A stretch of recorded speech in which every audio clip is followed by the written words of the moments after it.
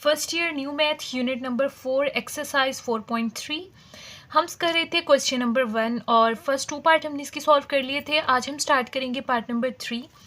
इसको हमें जो है वो रो ऑपरेशन से सॉल्व करना है। बेसिकली क्वेश्चन नंबर 1 में हमें इन्वर्स फाइंड करना है और इन्वर्स फाइंड करने के लिए हमें इस मैट्रिक्स को आइडेंटिटी मैट्रिक्स में कन्वर्ट करना होगा। ठीक हो गया। तो यहाँ पर जो है हम इस मैट्रिक्स को लिखेंगे जो हमें क्वेश्चन में गिवन है और उसके साथ इसी ऑर्डर की हम आइडेंटिटी मैट्रिक्स लिखेंगे। तो इस तरह से हमने इसको लिख लिया है। अब आपने इस तरह से करना है कि यहाँ पर जो है इस साइड पर आपने आइडेंटिटी मैट्रिक्स बना देनी है और इस साइड पर जो है जो भी चेंजिंग्स आती जाएंगी, जो भी चेंज आएगा वो हमारे पास यहाँ पर जो मैट्रिक्स बनेगा वो इन्वर्स मैट्रिक्स होगा। तो स्टार्ट करते हैं। देखिए फर्स्ट कॉलम में आपको नज़र आ रहा है 1 0 0, तो हमें यहाँ पर इसके फर्स्ट कॉलम में चाहिए 1 0 0। तो देख रहे हैं आप, जब भी आप इसको स्टार्ट करेंगे तो आपने सबसे पहले 1 बनाना होता है। तो 1 तो ऑलरेडी यहाँ पर मौजूद है और एक 0 भी मौजूद है, तो हमें जस्ट यहाँ पर 0 बनाना है। 0 बनाने का मेथड ये होता है कि देखें ये हमारे पास है रो 1, ये हमारे पास है रो 2 और ये हमारे पास है रो 3। ठीक है, हमें बनाना है रो 2 में यहाँ पर 0। तो सबसे पहले जिस रो में आपने 0 बनाना है उस रो को आप लिखेंगे रो 2। ठीक हो गया। उसके बाद देखिए ये नंबर क्या है, ये नंबर है 2। इसका आपने जो है ना रेसिप्रोकल लिखना है, यानी ये 2 है तो आप इसके साथ लिख दें -2। अगर यहाँ पर 3 होता तो हम लिखते हैं -3। अगर माइनस का कोई डिजिट होगा तो फिर आप प्लस का लिखेंगे। ठीक है, इस तरह से आपने लिखना है, यानी कि प्लस का डिजिट होगा तो माइनस में लिख देना, माइनस का डिजिट होगा तो उसको प्लस में लिख देना है। उसके बाद जिस रो में 1 होगा, आप देखें 1 किस रो में, इस फर्स्ट रो में है ना, तो वो वाली रो लिख देंगे रो 1। तो अब ये जो है ना प्रोसेस हमने करना है, रो 2 में से माइनस करना है 2R1 को। तो यहाँ पर जो है हम चेंजिंग करेंगे रो 2 में, क्योंकि हमें यहाँ पर 0 चाहिए। फर्स्ट और थर्ड रो जो है वो एज इट इज़ आ जाएगी, तो इसको वैसे ही लिख देते हैं। ठीक है, फर्स्ट और थर्ड रो को हमने लिख दिया है। अब उसके बाद जो है हम यहाँ से क्या करेंगे, पहले रो 2 लेंगे और फिर रो 1 और फिर इसको यूज़ करके हम आंसर निकालेंगे। देखिए रो 2 हमारे पास ये है और ये हमारे पास रो 1 है, तो इस तरह से करेंगे। देखें ये रो 2 से लेंगे हम 2 और रो 1 से लेंगे 1, ऐसे। ठीक है, रो 2 की जगह आप क्या लिखेंगे 2 और रो 1 की जगह पर पुट कर दें 1 इसके अंदर। तो ये हम रफ पर कर लेते हैं। तो यहाँ पर पुट करते हैं, रो 2 से हमने लिया था 2 और R1 से हमने क्या लिया था 1। यहाँ पर आ जाएगा 2 एंड 2 1 जा 2, तो 2 - 2 कितना हो जाएगा 0। तो यहाँ पर हम पहले में लिख देंगे 0। उसके बाद अब सेकंड की बारी है। यहाँ से रो 2 में से हम लेंगे 13 और रो 1 में से लेंगे 6। यहाँ पर लिख देते हैं रो 2 में हमने लिया 13 और रो 1 से हमने लिया है 6। यहाँ पर आ जाएगा 13, 2 6 होता है 12 और 13 - 12 हमारे पास कितना आ जाएगा, ये हमारे पास हो जाएगा 1। यहाँ पर लिख देते हैं। उसके बाद देखें यहाँ से R2 से हम लेंगे 0 और R1 से लेंगे 2। R2 की जगह लिख देते हैं 0 और R1 की जगह लिख देते हैं 2। यहाँ पर आ जाएगा 0 - 2 2 हो जाएगा 4 और इसका आंसर हमारे पास क्या आ जाएगा -4। तो यहाँ पर लिख देते हैं -4। अब इसी तरह से R2 से हम क्या लेंगे 0 और R1 से 1 लिख देते हैं। R2 की जगह पर 0 और R1 की जगह पर हम लिख देते हैं 1। ये आंसर आ जाएगा 2 1 जा 2, यानी कि माइनस का 2 हमारे पास आंसर आ जाएगा। यहाँ पर लिख देते हैं -2। उसके बाद R2 आपने लेना है 1 और R1 लेना है 0। रो 2 से हमने लिया था 1 और रो 1 से हमने लिया था 0। तो यहाँ पर ये तो 2 0 0 हो जाएगा और हमारे पास आंसर में जस्ट 1 आ जाएगा। तो यहाँ पर लिख देते हैं। उसके बाद R2 भी 0 है, R1 भी 0 है, यहाँ पर पुट करेंगे तो हमारे पास आंसर 0 आ जाएगा। इसको आप करके भी देख सकते हैं। ठीक है, तो अब फर्स्ट कॉलम तो सॉल्व हो गया। हमें 1 0 0 यहाँ पर चाहिए था तो वो आ गया। उसके बाद हमें चाहिए 0 1 0 यहाँ पर सेकेंड कॉलम की जगह पर। तो देखिए 0 1 0 चाहिए, तो 1 तो ठीक है, 1 यहाँ पर ऑलरेडी मौजूद है, लेकिन हमें यहाँ पर और यहाँ पर जो है वो 0 बनाना है। 6 की जगह भी हमें 0 चाहिए और -1 की जगह भी हमें 0 चाहिए। 0 बनाने का मेथड वही होगा जो मैंने आपको पहले बताया है। 0 बनाने के लिए हम ऐसा करते हैं, देखें सबसे पहले हमें इस 6 की जगह पर 0 बनाना है। ये हमारे पास कौन सा रो है, रो 1 है। तो जिस जगह पर हमें 0 बनाना होता है पहले वो वाला रो लिखते हैं, रो 1 लिखेंगे। उसके बाद 6 का ऑपोजिट लिखेंगे, या 6 है तो आप लिख देंगे -6। उसके बाद यहाँ पर देखें 1 जिस कॉलम में है, यहाँ पर 1 जो है ये सेकंड कॉलम है और रो भी कौन सी है, सेकंड।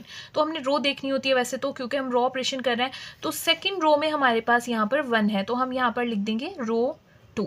तो इस तरह से ये बन गया। ये वाला यूज़ करेंगे और जो है हम यहाँ पर 0 क्रिएट करेंगे। यहाँ पर देखिए 0 जो है हमें रो 1 में बनाना है, तो बाकी सेकेंड रो और थर्ड रो जो है वो एज इट इज़ आ जाएंगी। तो इस तरह से हमने इसको लिख दिया है। अब स्टार्ट करते हैं। देखिए पहले हमें लेना है रो 1 और रो 2 इसमें यूज़ होगी। तो रो 1 हमारे पास ये है और ये रो 2 है। तो रो 1 से पहले हम लेते हैं रो 1 ये है ना फर्स्ट वाली, रो 1 से आएगा 1 और रो 2 से आएगा 0। इस फॉर्मूले में पुट कर देंगे। यहाँ पर देखिए R1 की जगह हमारे पास आया था 1 और R2 हमने लिया है 0। यहाँ से आ जाएगा 1600 हो जाएगा, तो आंसर हमारे पास जस्ट 1 ही रहेगा। तो यहाँ पर फर्स्ट प्लेस पर जो हमारा आंसर आया है वो लिख देंगे 1 आंसर आया है। उसके बाद देखिए रो 1 से हम लेते हैं 6 और रो 2 से लेते हैं 1। यहाँ पर लिख देते हैं रो 1 से हमने लिया 6 और रो 2 से हमने लिया है 1। यहाँ पर आ जाएगा 6 एंड 6 1 जा 6, तो 6 माइनस 6 हमारे पास क्या हो जाएगा, 0 हो जाएगा। तो सेकंड नंबर पर हमारे पास क्या आ जाएगा, 0, और यही हमें चाहिए था। अब आगे भी हमें करना पड़ेगा क्योंकि कंप्लीट रो को हमें करना होगा, एक को हम नहीं कर सकते। अब ये 2 हो गए हैं। उसके बाद रो 1 से हम लेंगे 2 और रो 2 से लेंगे -4। फॉर्मूले में पुट कर देते हैं। पहली रो से हमने लिया है 2 और दूसरी रो से लिया है -4। तो इसको फाइंड कर लेते हैं। माइनस माइनस प्लस 6 4 जा होता है 24 और ये कंबाइन होकर हमारे पास हो जाएगा 24 + 2 26। तो लिख देते हैं। थर्ड प्लेस पर हमारे पास क्या आ जाएगा, 26। उसके बाद रो 1 से आप लेंगे 1 और दूसरी रो से लेंगे -2। पहली रो से हमने लिया था 1 और दूसरी रो से लिया था -2। लिख देते हैं। माइनस माइनस प्लस हो जाएगा 6 2 जा 12 और इसका आंसर हमारे पास आ जाएगा 13। यहाँ पर लिख देंगे। उसके बाद देखिए रो 1 से हम लेंगे 0 और रो 2 से लेंगे 1। यहाँ पर लिख देते हैं रो 1 से हमने लिया है 0 और रो 2 से हमने लिया है 1। 0 और 6 1 जा 6, तो इसका आंसर हमारे पास आ जाएगा -6। यहाँ पर लिख देते हैं -6। उसके बाद देखिए रो 1 से भी 0 लेना है, रो 2 से भी 0 लेना है। इसमें आप पुट करेंगे रो 1 भी 0 रो 2 भी 0, दोनों को सब्ट्रैक्ट करेंगे तो आंसर 0 आ गया। इसको सॉल्व करने की ज़रूरत नहीं है। अगर आप चाहें तो करके भी देख सकते हैं, 0 ही आएगा इसका आंसर। तो देखिए सेकंड कॉलम में हमें चाहिए था 0 1 और उसके बाद यहाँ पर भी 0 चाहिए था। अब यहाँ पर हमें 0 बनाना है, यानी कि थर्ड रो में हमें 0 बनाना है। ये हमारे पास थर्ड रो है, हमें यहाँ पर 0 चाहिए। तो जिस रो में हमें 0 चाहिए होता है सबसे पहले वो वाली रो लिखते हैं। थर्ड रो में 0 चाहिए तो हम लिखेंगे रो 3 और ये -1 है तो इसको ऑपोजिट लिखेंगे, यानी कि +1। ठीक हो गया। उसके बाद आपने वो वाला रो देखना है जिसमें ऑलरेडी 1 मौजूद है। इसमें ऑलरेडी 1 है ना, तो ये हमारे पास कौन सी रो है, सेकंड रो। तो इसके साथ हम लिख देंगे सेकंड रो, यानी कि रो 2। तो अब ये फॉर्मूला चलेगा और इसको सॉल्व करते हैं। हमें रो 3 में यहाँ पर 0 चाहिए, तो पहली और दूसरी रो जो है वो एज इट इज़ आ जाएगी। ठीक है, तो अब इनको सॉल्व कर लेते हैं। रो 3 लेनी है हमने और रो 2 लेनी है। ये हमारे पास रो 3 है और ये हमारे पास रो 2 है। रो 3 से भी 0 लें और रो 2 से भी 0 लें। इसमें पुट करें तो ये भी 0 हो जाएगा, ये भी 0, 0 + 0 हमारे पास 0 आ जाएगा। फर्स्ट प्लेस पर आंसर आ गया 0। उसके बाद रो 3 से लेना है -1 और रो 2 से लेना है 1। यहाँ पर लिख देते हैं रो 3 से हमारे पास है -1 और रो 2 से हमारे पास क्या है, 1। यहाँ से आ जाएगा -1 1 × 1 1 हो जाएगा, प्लस माइनस कैंसिल होकर 0 आंसर आ जाएगा। तो यहाँ से हमारे पास आंसर क्या आ गया, 0। उसके बाद देखिए रो 3 से, इस थर्ड रो है, थर्ड रो से लेना है 1 और सेकंड रो से लेना है -4। तो यहाँ पर लिख देते हैं रो 3 से हमने लिया है 1 और रो 2 से हमने क्या लिया है, -4। 1 आ जाएगा, प्लस माइनस माइनस 4 1 जा 4 और इसका आंसर हमारे पास आ जाएगा -3। यहाँ पर पुट कर देते हैं। उसके बाद देखें यहाँ से रो 3 से हमने लेना है 0 और रो 2 से लेना है -2। तो R3 हमने 0 लिया था और R2 -2 यहाँ पर पुट कर दिया है। प्लस माइनस जो है हमारे पास हो जाएगा माइनस एंड 2 1 जा 2, तो इसका आंसर हमारे पास आ जाएगा -2।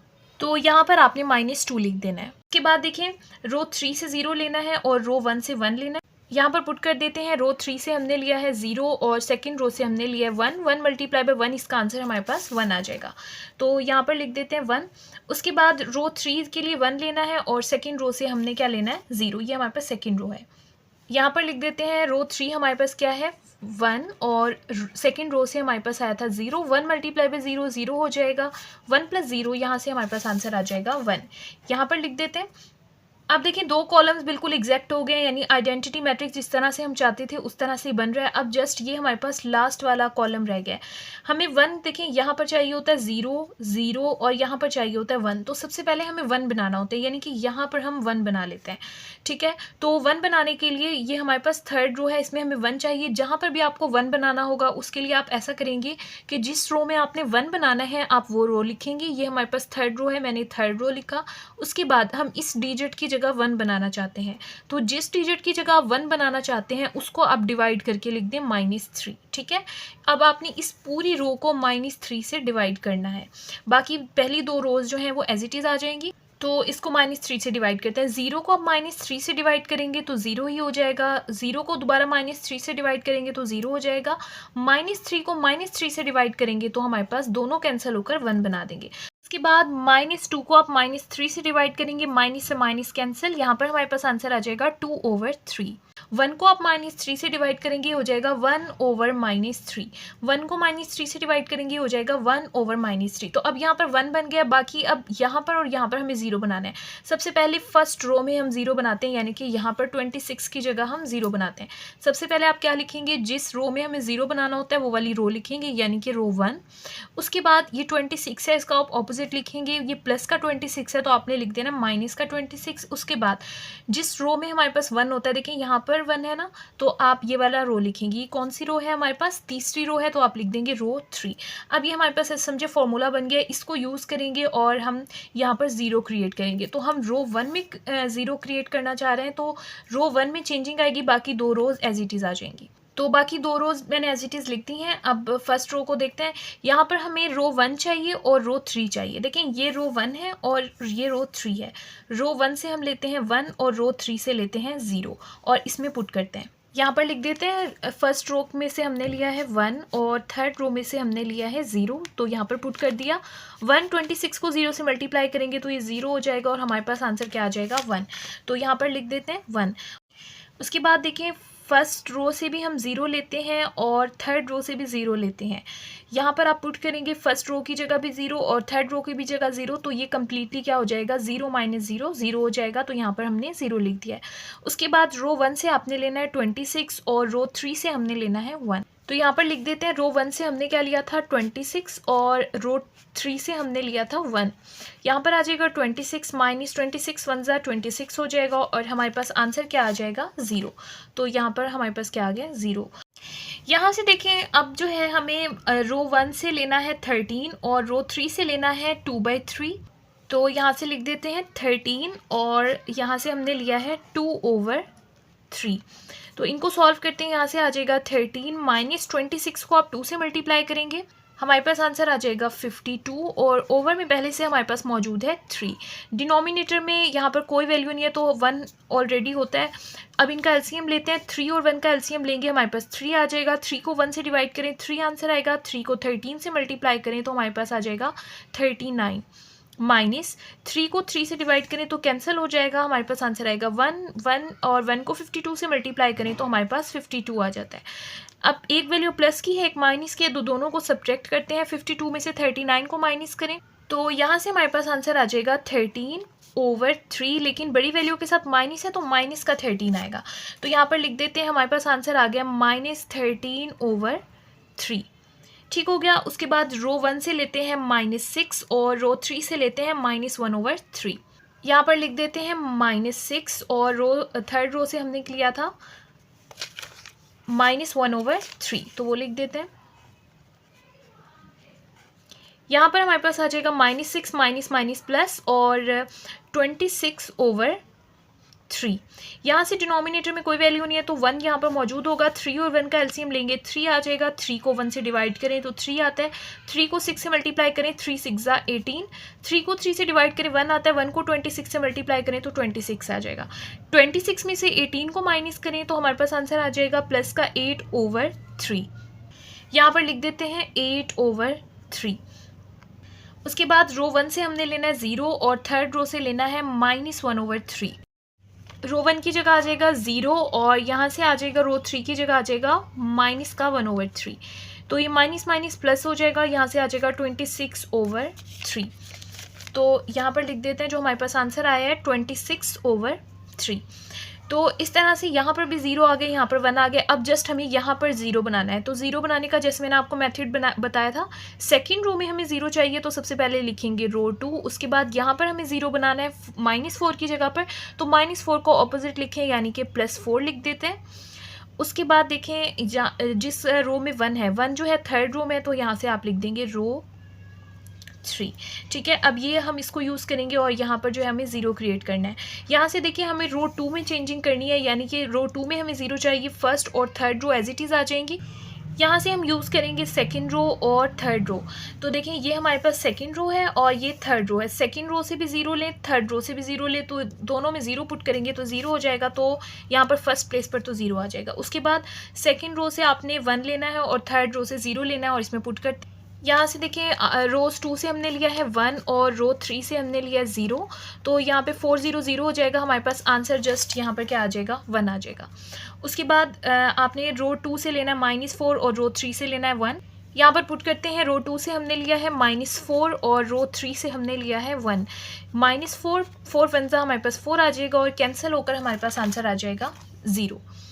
अब इनको भी हमें सॉल्व करना है। रो 2 से हम लेंगे -2 और थर्ड रो से लेंगे 2/3। तो यहाँ पर पुट कर देते हैं, रो 2 से हमने लिया है 2 और यहाँ से लिया है 2/3।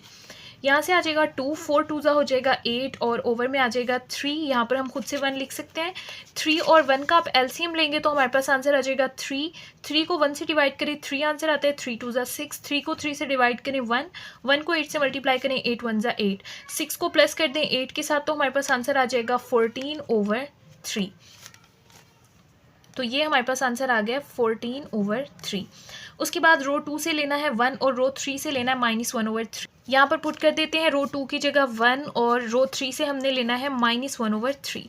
यहाँ पर आ जाएगा 1 + -, 4 1 4/3। एलसीएम लेते हैं यहाँ से। 3 और 1 का एलसीएम हमारे पास आ जाएगा 3। 3 को 1 से डिवाइड करें 3 आंसर आता है और 3 को 1 से मल्टीप्लाई करें 3 1 3। 3 को 3 से डिवाइड करें 1 आंसर आएगा। 1 को 4 से मल्टीप्लाई करें 4 1 4। 4 - 3 माइनस का 1 आ जाएगा ओवर 3। तो यहाँ से हमारे पास आ गया -1/3। उसके बाद जो है रो 2 से हमने लेना है 0 और रो 3 से लेना है -1/3। पुट कर देते हैं, रो 2 की जगह पर 0 और रो 3 से हमें लेना था -1/3। तो प्लस माइनस हो जाएगा 4 1 4/3। तो इसका आंसर हमारे पास आ गया है -4/3। अब आप देख रहे हैं यहाँ पर जो है वो आइडेंटिटी मैट्रिक्स बन गई है और ये जो है हमारे पास इन्वर्स का आंसर है। तो इसको यहाँ पर अलग से लिख देते हैं और ये हमारे पास इसके इन्वर्स का जो है वो रिक्वायर्ड आंसर है। इस तरह से क्वेश्चन नंबर 1 कंप्लीट हो गया है। इसमें मैंने आपको एक बेसिक ट्रिक बताई थी जो बच्चों को बहुत मुश्किल लगती है, समझ नहीं आता किसको किससे माइनस करें, पहले किसको करना है बाद में किसको करना है। तो आप इस ट्रिक को यूज़ करेंगे तो आपको ईजिली समझ आ जाएगा। अगर आपका इसमें कोई क्वेश्चन हो तो आप कमेंट बॉक्स में पूछ सकते हैं।